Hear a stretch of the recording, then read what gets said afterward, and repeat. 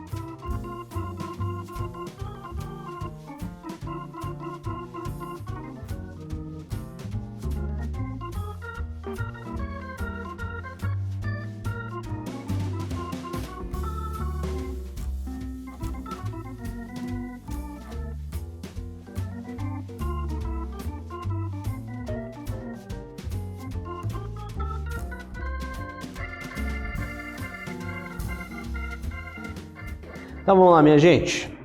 O que explica, né, esses comportamentos semelhantes entre eles?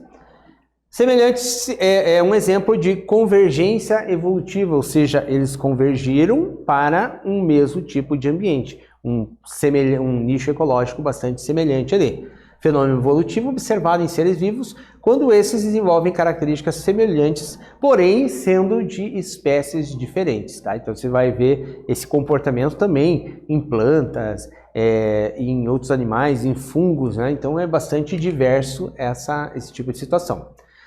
Homologia e analogia, também é um conceito assim super interessante de você entender. O que são órgãos análogos? São órgãos com a mesma função, só que de origem evolutiva diferente.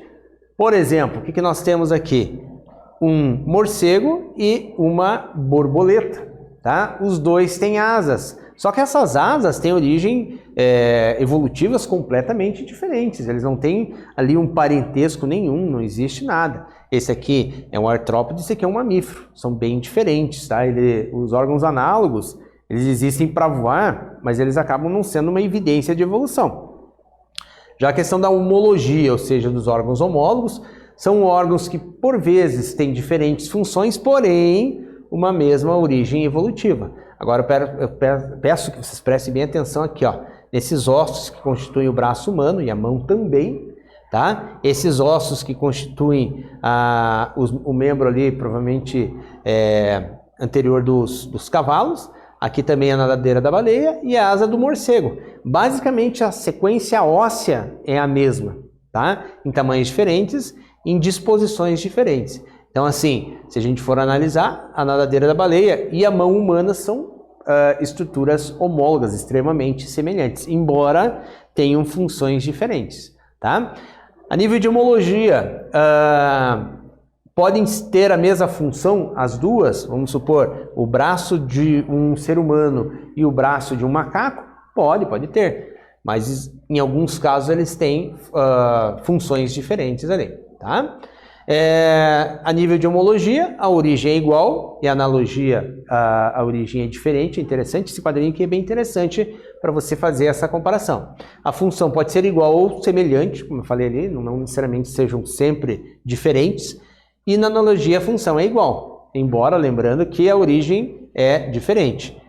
Deriva da irradiação adaptativa, a parte da homologia, tá? E a parte da analogia da convergência evolutiva, convergiram lá para a mesma função, embora eles não tenham os traços evolutivos de parentesco, ok? Exemplo, asa do morcego e da ave, e exemplo, as asas do inseto e da ave.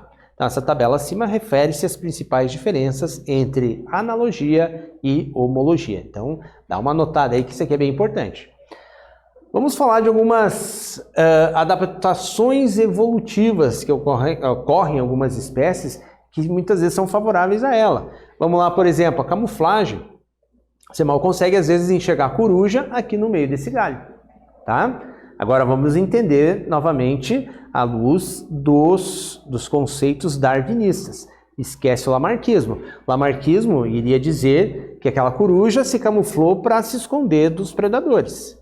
Não, ela foi favorecida por essa modificação, tá? Sendo favorecida por isso, ela não é observada pelos predadores, então ela consegue se camuflar aqui, tá? O aposematismo, que seria assim aquela coloração de advertência, aquela coloração que espanta os predadores, vamos dizer, e ali a parte do mimetismo, a parte de você mimetizar seria você imitar algum tipo de espécie, né, diferente. Então, o que acontece? Uma espécie, por ser semelhante uma outra, que seria basicamente perigosa, ela acaba se favorecendo, tá? Então, tudo isso ali são fatores, né, essenciais ali no nível de seleção natural. Aquisição de determinadas características por parte de um organismo para torná-lo mais apto à sobrevivência. Geralmente está associado com a relação ecológica de predatismo, ou seja, aquela espécie que é mais predada, a tendência dela sumir do planeta é bem maior, tá? Então, quanto mais ela consegue se camuflar, ela consegue se passar por uma outra espécie, ela consegue assustar o seu predador, aquilo é uma vantagem evolutiva para ela, tá? Então, aqui mais um exemplo de camuflagem, né? 2 exemplos de camuflagem, essa aranha, né? E esse inseto aqui é uma forma de defesa eficaz que o animal torna-se menos visível no ambiente em que vive, tá? Aposematismo, essa coloração de aviso, de advertência, é uma característica adaptativa que permite os predadores que eles reconheçam presas como impalatáveis, ou seja, o gosto dela se torna ruim para aquele predador, e também tóxica, né, podendo levar à morte. Então você pode ver aqui algumas imagens, né, dessa coloração de advertência, que até para nós acaba se tornando assim algo de recuo. Você olha ali, você já vai recuar. E muitas vezes pode acontecer até dessa espécie não ter aquele veneno, aquela toxina ou aquela impalatabilidade que que o predador acha, porém aquilo acaba o favorecendo. E a questão do mimetismo, como eu falei ali, uma espécie imita a outra, se passa pela outra. Por exemplo, é quando o animal imita o padrão de coloração ou do comportamento de outro organismo como forma de proteção. Você pode ver aqui, ó, gente, aqui nós temos uma coral falsa e uma coral verdadeira, tá? A coral falsa não tem as linhas da barriguinha dela aqui contínuas como tem da coral verdadeira. Essa é extremamente venenosa, essa não, tá? Mas pelo fato dela se parecer, dela imitar a outra, o comportamento da outra, e lembrando, isso não é consciente, tá? Isso não é consciente da parte do animal, ela acaba se favorecendo. Aqui nós também temos a monarca e a vice-rei, essa aqui é impalatável e essa não teria o gosto de impalatabilidade que a outra teria, porém ela acaba se favorecendo também ali, ok? Nem tudo é perfeito. A evolução não leva à perfeição da espécie, isso a gente sempre fala, tá, gente? Nem toda evolução serve para melhorar a nível biológico. Quando a gente fala em evolução social e outras questões, a gente fala de algo que tem uma melhoria contínua, né? Sempre melhorando. Na biologia, não. Não é um processo linear e não tem um destino, uma consciência. Ocorre de certa forma às cegas, ou seja, ao acaso, devido às próprias pressões ambientais que são exercidas sobre aquela espécie. A evolução também não hierarquiza os seres vivos, isto é, não há uma espécie mais ou menos evoluída. Não é porque um ser se tornou maior é que ele evoluiu mais, tornando-se maior. Às vezes a evolução se deu em sentido contrário, tornando esse animal menor, ou que ele perdeu uma parte, os membros anteriores e posteriores lá das serpentes, certo? Exemplo, a retina humana é invertida, então a luz passa por um longo caminho dispersando a luz e degradando a qualidade da imagem antes de atingir os fotorreceptores sensíveis à luz, antes de atingir o fundo do nosso olho lá. Os vasos sanguíneos também cobrem a superfície interna da retina e lançam sombras indesejáveis na camada de fotorreceptores. A retina tem um ponto cego onde fibras nervosas não passam por toda a sua superfície e se reúnem antes de canalizar pela retina e surgir por trás dela com o nervo óptico. Tá? Isso altera ali a qualidade da imagem, né? Então é algo que desfavoreceu, porém não o suficiente para nos extinguir do planeta. Atividade 2, gente. Louvo a Deus e as esperanças são verdes e vivem em folhagens que também são verdes. Tá? Eles são animais verdes que vivem numa folhagem verde. Qual adaptação e função biológica a frase acima se refere? Dentro disso que a gente estudou, desses conceitos evolutivos. Espero você, já retornamos.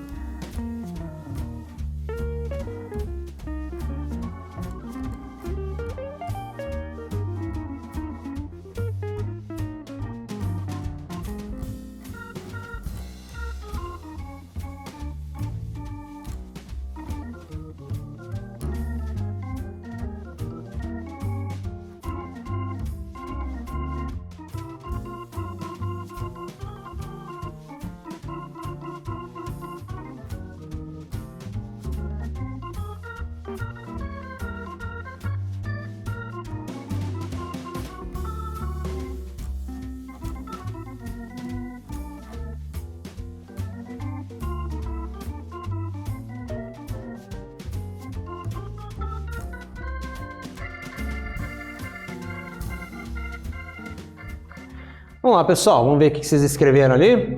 Podemos perceber, de acordo com a frase, um exemplo de camuflagem, tá?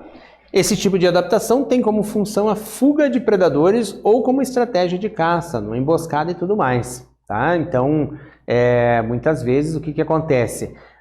Esse ser, por ser favorecido pela cor, se camufla no ambiente. Lembrando sempre que não é algo que o organismo deseja se modificar e se parecer com o ambiente. Tá? A gente está falando de uma situação em que a casualidade dos processos evolutivos levam a esse favorecimento, ok? Então, retomando aqui, gente, conhecemos os seguintes conceitos evolutivos: irradiação adaptativa, convergência evolutiva, homologia e analogia e as adaptações evolutivas. Beleza? Galera, esse assunto é bacana, você consegue aprofundar, discutir com seus colegas e com o teu professor, você tem material no teu livro didático, na internet, você pode ver e rever a aula Paraná quantas vezes for necessário para você tomar esse conhecimento, né, para você se apropriar dele por completo, beleza? Espero que vocês tenham gostado, até uma próxima, valeu gente, tchau, tchau!